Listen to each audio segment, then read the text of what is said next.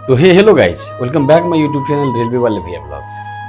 कहानी एक ऐसी औरत की जिसके नाम पर एक दौर सिनेमा हॉल खचाखच भरते थे, जिसके आंखों की गहराई में मोहब्बत भी थी और अकेलापन भी, जिसने अपनी जिंदगी के हर जख्म को एक मुस्कान में छिपा लिया, जिसे हम रेखा कहते हैं, लेकिन जो असल में एक अधूरी मोहब्बत की जीती जागती मूर्त है। 1954 मद्रास का एक कोना, एक बच्ची ने आंखें खोली। नाम रखा गया भानु रेखा गणेशन। पिता साउथ के मशहूर अभिनेता जेमिनी गणेशन। मां तेलुगु एक्ट्रेस पुष्पावली। लेकिन ये बच्ची कभी भी अपने पिता की गोद में नहीं खेल पाई। रेखा के हिस्से में आया सिर्फ मां का आंचल और समाज की तिरछी नजरों का बोझ। बचपन में ही जिम्मेदारियों ने उसका हाथ थामा। स्कूल की यूनिफॉर्म उतारकर फिल्मी साड़ी पहननी पड़ी, सिर्फ 2 वक्त की रोटी के लिए। रेखा की पहली हिंदी फिल्म सावन भादो 1970 में रिलीज हुई और पहली ही फिल्म बॉक्स ऑफिस पर सुपर डुपर हिट साबित हुआ। लेकिन आलोचक कहते रहे कि वह बहुत ही काली है, वह बहुत ही मोटी है, उसे अंग्रेजी नहीं आती। दर्द तो तब बढ़ जाता है जब दुनिया तुम्हें ठुकराए और तुम्हारे पास खुद को साबित करने के अलावा कोई और चारा ना हो। रेखा ने सबका जवाब दिया, ट्रांसफॉर्मेशन किया। वो लड़की जो चेन्नई से आई थी अब मुंबई की हवा में खुद को घोल रही थी। रेखा ने खुद को बदला, अंदर से भी और बाहर से। वो अब रेखा नहीं रही, अब वो बन चुकी थी इंडिया का आइकॉन। खूबसूरत, घर, मुकद्दर का सिकंदर, सिलसिला और फिर उमराव जान, जहां रेखा ने सिर्फ अदाकारी नहीं की, उस किरदार को भी जिया। उमराव जान में एक तवायफ नहीं बल्कि खुद रेखा रो रही थी। उन्होंने एक इंटरव्यू में कहा, अपनी अधूरी मोहब्बत के लिए रोया। फिल्म दो अनजाने में रेखा को मिला एक ऐसा को स्टार जिसने उसकी जिंदगी की डेफिनेशन ही बदल दी। नाम था अमिताभ बच्चन। आपने भी सुना होगा।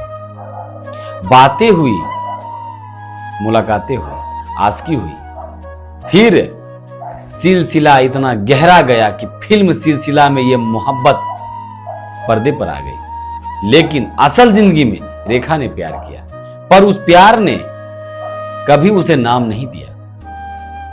जब भी उनसे पूछा गया तो वो मुस्कुराकर जवाब देती, नहीं नहीं ऐसी कोई बात नहीं। लेकिन वो सिंदूर जो आज भी उनकी मांग में दिखता है बहुत कुछ कहता है। 1990 में रेखा ने शादी किया एक दिल्ली के मशहूर बिजनेसमैन, नाम था मुकेश अग्रवाल। पर कहानी फिर से अधूरी रह गई। मुकेश ने 1 साल बाद ही आत्महत्या कर ली। और आपको जानकर हैरानी होगी कि सुसाइड नोट में एक ही सेंटेंस लिखा हुआ तो ओनली वन, एक सेंटेंस, वो था डोंट ब्लेम एनीवन। और ये एक सेंटेंस बहुत कुछ कहता था। और रेखा के नाम के आगे फिर से जुड़ गया इकलौती रेखा। उसने दुनिया को हंसी दी, दुनिया को प्यार दिया, लेकिन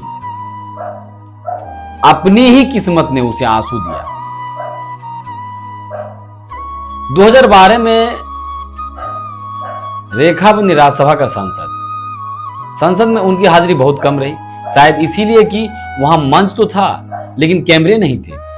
वो मंच जहां अभिनय नहीं चलता, केवल और केवल शब्द गूंजते हैं। रेखा की फिल्में आज भी उतनी ही ताजा है। उमराव जान, जिस फिल्म में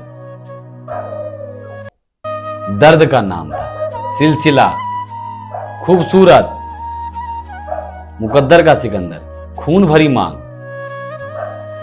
दर्जनों फिल्में में अभिनय किया और हर किरदार में रेखा ने उसकी आत्मा बोलती थी। उन्हें मिला राष्ट्रीय पुरस्कार, फिल्म फेयर अवार्ड्स, 2010 में पद्मश्री पुरस्कार। आज भी जब रेखा स्टेज पर आती है तो महलों जैसी साड़ियां, लाल सिंदूर और गहनों की चकाचौंध, लेकिन उनकी आंखों में आज भी उतनी ही गहराई है। लोग तो कहते हैं रेखा अब अकेली रहती है, लेकिन शायद वो आज भी किसी के इंतजार में है। अंत में मैं बोलना चाहूंगा रेखा जी के लिए कि रेखा एक फिल्म नहीं, एक एहसास है। एक ऐसी कहानी जिसमें मोहब्बत है, दर्द है, तन्हाई है और एक ऐसी औरत है जो टूटकर भी नायिका बनी, टूटकर भी हीरोइन बनी, टूटकर भी सुपरस्टार बनी। वो आज भी जिंदा है, आज भी चमकती है और आज भी उतनी ही खूबसूरत है जितनी पहले हुआ करती थी। वो आज भी जिंदा है, लेकिन खुद को कभी भी पूरी तरह नहीं खोलती और वो आज तक राज की बातें नहीं बताई, क्योंकि रेखा कभी भी खत्म नहीं होती। सिंदूर में जो राज छिपा है,